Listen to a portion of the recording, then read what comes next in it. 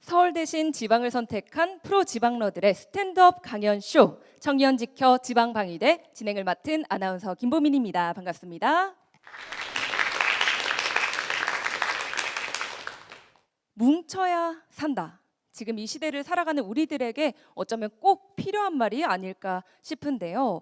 지역에 대한 소속감 그리고 공동체 의식이 그 어느 때보다 중요해졌지만 사실 왜 도대체 어떻게 뭉쳐야 하는지 모르시는 분들 많이 계실 거예요. 오늘 모신 분들은요, 저마다 다양한 방식으로 그리고 열심히 공동체를 위해서 활동하고 계신 분들인데요.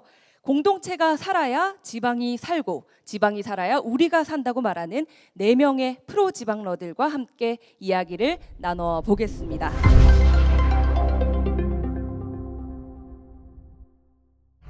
여러분 살면서 쓸데없는 짓 해보신 적 있으신가요?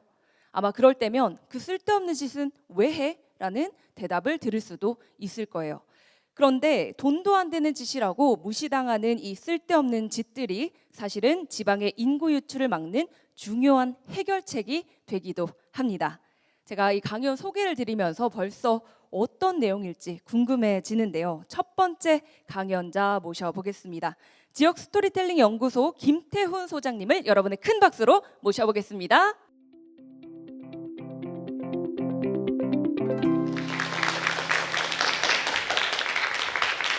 네, 안녕하세요. 지역 스토리텔링 연구소 김태훈 소장이라고 합니다.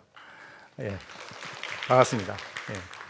제목을 좀 제가 세게 뽑았습니다. 좀 우리가 생각을 한번 새롭게 해보자 이런 뜻으로요. 그래서 일단 쓸데없는 활동, 쓸데없는 짓 이게 뭘까? 왜 이런 제목을 지었나? 이런 부분에 대해서 좀 말씀을 드려야 될 것 같습니다. 우리가 이제 일상 속에서 이런 말 많이 하죠. 그거 한다고 돈이 되나 밥이 나오나 뭐 이런 얘기 많이 하지 않습니까? 제가 말하는 쓸데없는 활동이라는 것은 바로 그거에서 해당되는 것입니다. 우리가 돈이 안 되고 밥이 안 나오는 거면 하지 말라는 얘기를 아주 어릴 때부터 듣지 않습니까? 그런데 그런 활동이 생각보다 우리 지역의 어떤 정서를 만들고 지역을 사랑하게 만드는데 굉장히 중요하지 않을까 그런 생각을 해봅니다. 그래서 우리가 서울과 비교해 볼 때 지방이 여러 가지로 모자란 부분이 많이 있는데 그 중에서 많은 분들이 그런 좋은 일자리 이런 것들 많이 말씀하시는 것 같아요. 그건 누구나 다 알고 있고 또 많은 전문가들이 그 일자리 얘기를 많이 하고 있습니다. 그런데 제가 볼 때는 쓸데없는 활동도 많이 부족한 것 같습니다. 그래서 오늘은 그 얘기를 좀 말씀을 드리려고 하는데요. 이런 어떤 쓸데없는 활동들이 어떤 우리 지역 사회의 의제로 좀 우리가 관심을 갖고 들여다보는 그런 주제가 됐으면 좋겠다 싶습니다. 제가 이 820명이라고 하는 이 숫자를 가져왔는데요. 이 820명이 뭘까? 2020년이죠. 기억 아마 하실 겁니다. 코로나가 막 시작돼 가지고 전국이 바짝 긴장하고 있을 때 그때 우리가 매일 하루에 몇 명이 나왔다 하지 않았습니까? 그래서 1명, 2명, 그래서 1명이 안 나올 때도 있었어요. 그래서 그때 참 기뻐서 우리는 다른 나라와 다르게 빨리 끝낼 수 있지 않을까 그런 기대가 막 올라갈 때였습니다. 그런데 5월이 됐죠. 5월에 연휴가 있었잖아요, 그죠? 그때 연휴에 뭐가 터졌습니까? 이태원에서 빵 터졌죠. 이태원에서 이제 집단 감염이 발생해가지고 그때 전국이 난리가 났습니다. 그때 방역 당국이 이태원의 그 기지국을 샅샅이 뒤졌어요. 샅샅이 뒤져보니까 경남에서 올라간 사람이 820명이었습니다. 네. 그러면 이태원이 820명이었으니까 강남이 있죠, 홍대 있죠, 합정 있죠. 다 합치면 경남에서 수천 명이 올라간 거예요. 아마 진주에서도 모르긴 해도 수백 명이 올라가지 않았을까 그런 생각이 듭니다. 그래서 그때 굉장히 비난 여론이 많았습니다. 이 철없는 젊은 것들 이러면서 지금 어느 시국인데 큰 놀러 가느라고 그렇게 가냐. 이제 그렇게 비난을 많이 했는데 저는 이제 그 비난을 하기 전에 그분들 마음을 좀 먼저 생각을 해봐야 되지 않을까 싶어요. 오죽했으면 거기 갔을까? 왜냐하면 우리가 이 지방에서 서울로 그 유흥을 즐기러 간다고 했을 때 일단 교통비가 10만 원이 넘게 들잖아요. 그리고 유흥은 저녁에 즐기는 거니까 그래서 잠도 자야 될 거 아닙니까? 그러면 서울 애들이 유흥을 즐기는 것보다 한 30%는 더 돈을 써야 됩니다. 앞뒤로 하루 교통 이동하는 거 다 쓰면 이틀을 더 투자를 해야 됩니다. 엄청난 일입니다.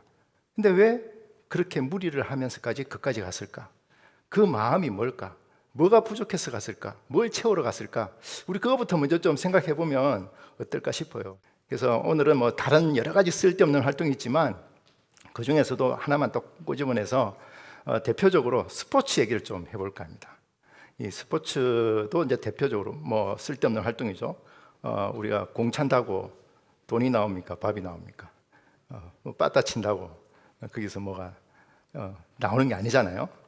근데 많은 사람들이 스포츠를 즐기고 있습니다. 특히 우리나라 말고 다른 해외를 보면 굉장히 많은 사람들이 스포츠 즐기고 있는데요. 그 중에 대표적으로 지금 프리미어 리그에서 1위를 하고 있는 리버풀 FC가 있죠. 그 리버풀 FC 사진인데요. 리버풀의 대표적인 슬로건입니다. 슬로건 뒤에 보면 We are not English, we are Scous라고 되어 있는데요. 이 스카우스라는 건 뭐냐면 리버풀이 이제 노동자들 도시인데 노동자들이 가난한 노동자들이 일하면서 먹었던 멀건 그 고기 죽입니다. 고기 스프입니다.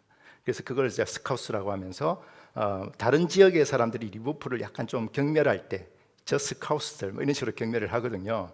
근데 슬로건이 이겁니다. 우리는 잉글리시가 아니야. 그 말은 뭡니까? 우리 영국 사람 아니야. 우리는 스카우스야. 나 리버풀 사람이야. 이게 슬로건이에요. 우리한테 적용을 해봅시다. 나 대한민국 사람 안 할래. 나 진주 사람 할래. 우리 그런 거 좀 정서가 옵니까? 어마어마한 프라이드죠, 그죠? 내가 국적을 포기하는 일이 있더라도 난 리버풀 사람 할 거야. 이제 이런 어떤 굉장한 프라이드가 들어있는 그런 슬로건입니다. 뭐 이렇게 얘기할 수 있겠죠. 이 프리미어 리그에서 1위 하는 팀이니까 이 정도 되는 거 아니냐? 이럴 수 있겠지만 또 다른 예를 하나 또 가져왔습니다. 이제 미국 사례인데요. 여기 보면 이제 92,003이라고 되어 있죠. 선수들이 서 있는 사진을 보면 여자 배구 경기입니다. 여자 배구인데 프로가 아니고 네브라스카 대학교와 위스콘신 대학교의 여자 배구 팀이 경기를 하는데 관중이 92,003명이 왔습니다. 무려 우리 저 진주의 경기장에 다 들어가면 몇만 명 들어갑니까? 3만 명 들어갈까요? 네. 근데 어떻게 무슨 일이 있었던 걸까요? 이 위스콘신하고 이 네브라스카가 이 굉장히 라이벌입니다. 라이벌인데 1년 전에 무슨 일이 있었냐면 위스콘신 대학교에서 위스콘신에 이제 원정 경기를 간 거죠. 네브라스카가. 그래서 체육관에서 경기를 했는데 그 체육관이 1만 6천 명이 들어가는 체육관이었습니다. 그 경기장이 꽉 찬 거예요. 그래서 위스콘신 대학이 엄청나게 자랑을 합니다. 우리는 이런 거야. 이제 플렉스를 한 거죠. 그러니까 네브라스카가 열받은 거예요. 어디 감히. 그러면서 네브라스카 정부가 움직입니다. 움직여서 7개월 전에 그 네브라스카 시장이 이 경기 열리는 날을 배구의 날로 지정을 합니다. 배구의 날로 지정을 하고 각 대학교에 그날 다 휴강을 좀 해주세요. 그리고 고등학생들한테 갈 수 있는 어떤 티켓을 또 이렇게 나눠주고 그래서 7개월 전부터 준비를 합니다. 그리고 사람들을 최대한 많이 끌어모으기 위해 가지고 미식축구 경기장을 배구장으로 개조를 합니다. 어떻습니까? 정말 쓸데없는 짓 아닙니까? 이거 한다고 뭐가 돈이 나옵니까? 밥이 나옵니까? 프로 경기도 아닙니다. 무슨 금메달이 걸려있는 경기도 아닙니다. 근데 이걸 하는 거예요. 여기 보시면 다음 사진을 보시면 이 밤에 찍은 사진인데요. 어마어마하죠? 그 위에 드론을 띄워가지고 92,003 딱 찍어 놓은 거죠. 우리 이렇게 많이 모였어. 이게 이제 티켓 판매하고 나서 4시간 만인가? 티켓이 다 솔드아웃이 됩니다. 어떻습니까? 이 쓸데없는 시대에서. 만약에 우리 진주에서 이런 행사를 한다. 예를 들어서 사천하고 우리가 큰 라이벌 경기를 하는데 우리가 이런 경기장을 이렇게 막 개조를 해서 이런 경기를 한다 그러면 여러분 어떨 것 같아요? 쓸데없지만 굉장히 신나고 설레고 막 그러지 않겠습니까?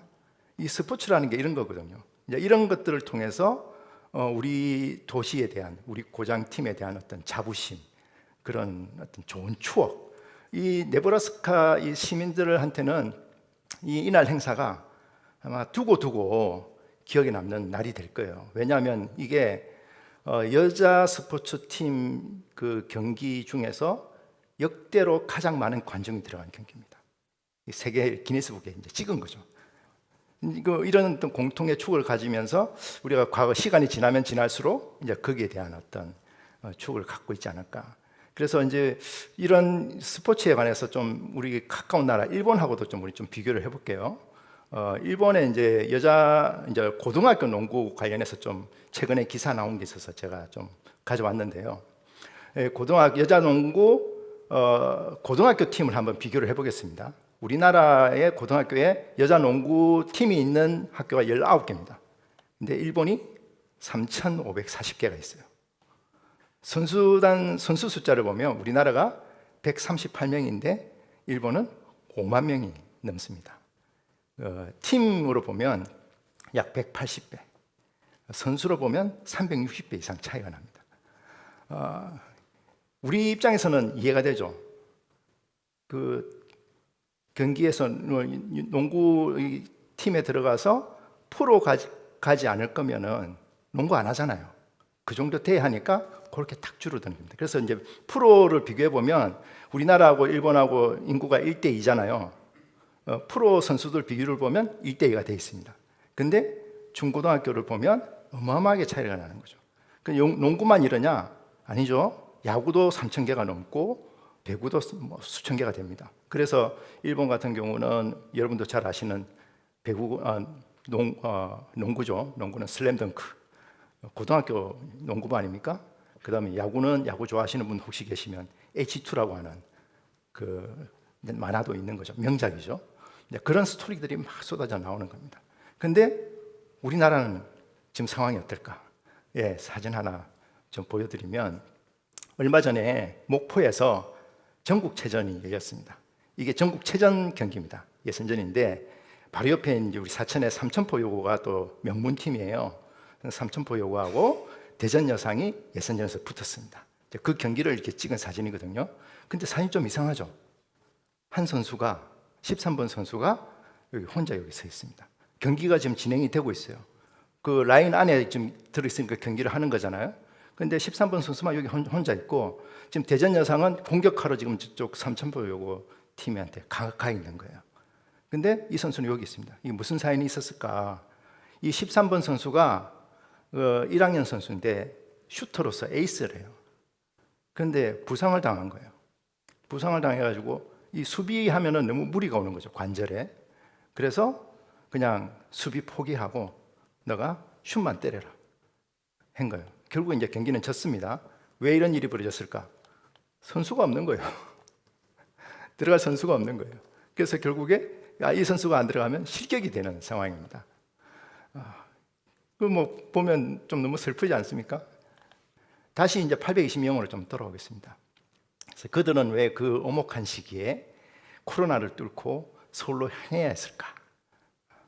그러니까 지역에서 채울 수 없었던 그 어떤 결핍이 있었겠죠. 단순히 그냥 유흥 놀러 간 거 아니야 이렇게 쉽게 얘기할 수 있겠지만 그 놀고 유흥이라는 것들을 통해서 우리가 채우고 싶어하는 이제 그런 것들이 서울에 있으니까 서울로 갔지 않겠습니까, 그죠? 그 서울에는 좋은 일자리도 있지만 정말 쓸데없는 짓 할 게 너무 많습니다. 그래서 가는 거 아닌가 싶은 생각이 드는 거죠. 그래서 우리 지역에서도 좀 생각을 좀 바꿔보면 어떨까? 우리도 우리 도시에서 잘 살펴보면 얼마든지 의미를 찾고 재미를 느낄 수 있는, 사람들이 돈이 나오나 밥이 나오나 하면서 쓸데없다고 얘기하는 것들이지만 그런 것들을 살려서 우리만의 어떤 재미, 우리만의 문화를 만들 수 있는 이런 활동들을 많이 좀 찾아낼 수 있지 않을까. 진주는 또 그런 저력을 갖고 있는 도시입니다. 우리가 요즘 청년들 떠나간다고 막 얘기 많이 하는데 우리 이런 것들도 좀 만들어 놓고 떠나는 마음도 좀 이렇게 다독여서 되돌리기도 하고, 또 떠나 있는 사람들도 사실 서울 가서 그냥 고생 많이 합니다, 그죠? 외롭고 힘들고 서울에 들어가고 어떻게 경쟁을 합니까? 집값이나 이런 것들. 그런 애들, 야, 진주도 재밌어. 그냥 돌아와. 여기서 해봐. 이렇게 유혹하면서 또 땡길 수도 있고.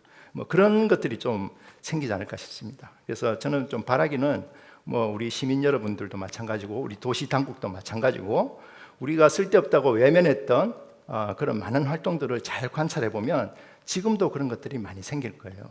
그런 것들을 잘 엮고 그런 것들을 잘 조직해서 생태계를 좀 만들어 보자.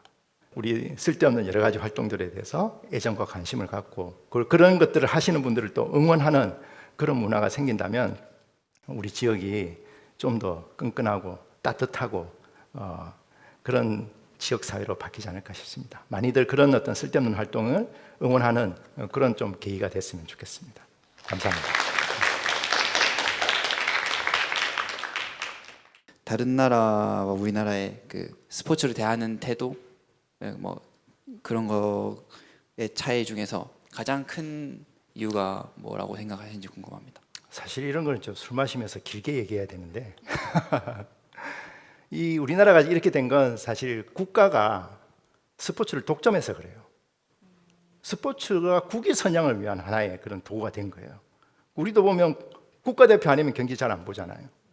그러는 식으로 국가가 스포츠를 독점하고 도시가 소외되게 그런 어떤 형태의 스포츠 환경이 어떻게 보면 대한민국이 거의 유일합니다. 그 모든 유럽에서는 사실 도시하고 그 축구팀 혹은 다른 어떤 경기하고 그게 굉장히 연결돼 있거든요. 그 자체가 축구팀의 역사가 그 도시의 역사가 되고 거기에 레전드들이 그 도시의 레전드들이거든요. 그런 면에서 이제는 우리도 이제 어느 정도 수준이 올라와 있고 사람들 의식도 그렇고 해외의 어떤 사례들도 많이 아시잖아요. 예. 그런 면에서 좀 우리가 그런 환경을 좀 살릴 필요가 있다는 생각이 듭니다. 이제는 그런 좀 때가 오지 않았나. 그래서 법도 바뀌었어요. 원래는 이제 스포츠진흥법 같은 경우에 제1조가 국위선양이었거든요. 이제 국위선양 빠졌습니다. 그래서 이제 지역 공동체 이런 것들이 법이 들어온 게 불과 2년 전. 그러니까 이제 지금부터 좀 새로 시작하면 그런 문화 좀 만들 수 있지 않을까 그런 좀 희망을 갖고 있습니다.